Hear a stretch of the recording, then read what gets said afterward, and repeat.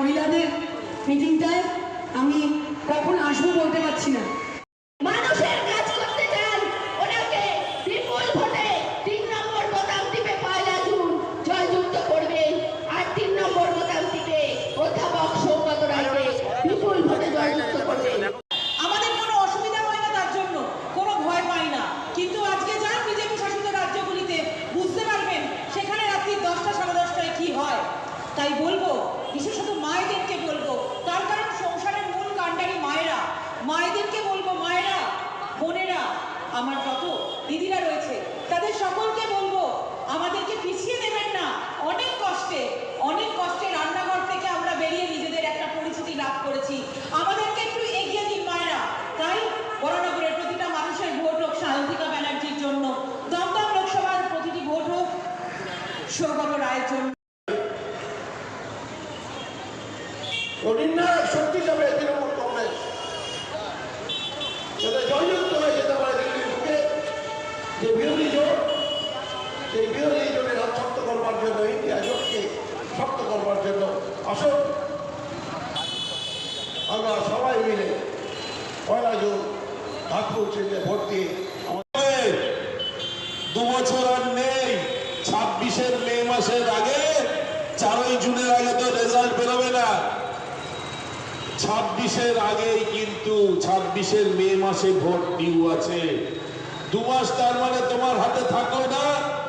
তুমি কি করবে?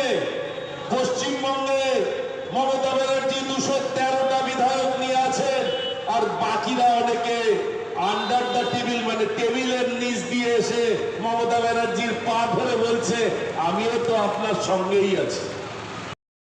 বিজেপির বাদিকে দেখা যায় এলওপি বলেন, লিডার অফ অপোজিশন। বাদিকে তাকান, দেখেন অর্ধেক পালিয়ে গেছে। আবার বাদিকে তাকান, দেখেন আরো অর্ধেক পালিয়ে গেছে। মুখ্যমন্ত্রী কেন আমায় ফোন করলেন না? আজ থেকে 3 দিন আগে পশ্চিমবঙ্গের অন্যতম মন্ত্রী এবং কলকাতা পৌর নিগমের যিনি মহানাগরিক ফিরোজ হাকিম বলে গেলেন যে তার বাড়িতে যখন ইডি রেড হচ্ছে তাপস রায়ের বাড়িতে, ববিদা নিজে ফিরোজ হাকিম ফোন করেছিল। ইডি প্রথম এসেই নাকি তার ফোনটা নিয়ে নিয়েছিল। তার কাছে ফোন ছিল না। 3 দিন বাদে, 4 দিন বাদে তিনি অন্য ফোন পেয়েছেন। মানুষ কাকে ফোন করবে? তার বাড়িতে রেড হচ্ছে, ববিদার বাড়িতেও তো রেড হয়েছে। কই ববিদা তো বেরিয়ে চলে যায়নি। ভোটটা আমাদেরই দেবেন। আমরা জানি আরও প্রার্থী, এখানে 6খানা প্রার্থী আছে। একটা প্রার্থী সিপিএম, একটা প্রার্থী ভারতীয় জনতা পার্টি, একটা প্রার্থী ঝাঁটা পার্টি, একটা প্রার্থী আবার হাতি পার্টি, আরও একটা পার্টি দেখলাম সেটা আম মনে হয়, আম কি জাম কিছু একটা হয়। যাই হোক, এতগুলো পার্টি, যে পার্টি ইতিমধ্যেই 2টো পার্টি আমাদের সঙ্গে আমরা যে পাল্লায় এগোচ্ছি তার পাল্লার নিচে দাঁড়িয়ে তারাও প্রচার করছে, সেটা হচ্ছে সিপিএম পার্টি, ভারতীয় জনতা পার্টি। আমি সেই সিপিএম পার্টিকে আমি না দীর্ঘদিন এই সাহিত্যিকা বন্দ্যোপাধ্যায়ের সঙ্গে কম বেশি 26টা ওয়ার্ডে ঘোরার চেষ্টা করেছি, সবটা পারিনি। কিন্তু তার দৌড়ের সঙ্গে আমিও দৌড়তে পারছি না, আমাদের অনেক সহকর্মী পাচ্ছে না। কেন? সে মানুষের ঘরে ঘরে পৌঁছচ্ছে, মানুষের এত সাড়া, সেই সাড়া থেকে সিপিএমকে বলতে পারি, ভাই দেরি না করে দাদা আপনি বড়বাজারে যান, বড়বাজার থেকে একটা মশারি নিন আর একটা পিল্লাই খাটিয়া নিন, পুরো ঘুমিয়ে পড়ুন।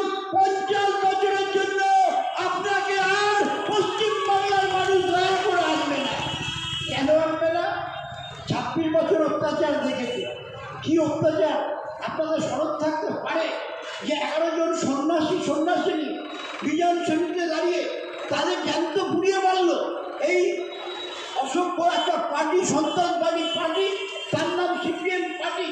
আপনাদের সকলের স্মরণ থাকতে পারে বামতলায় অনিতা দেয়ালকে কীভাবে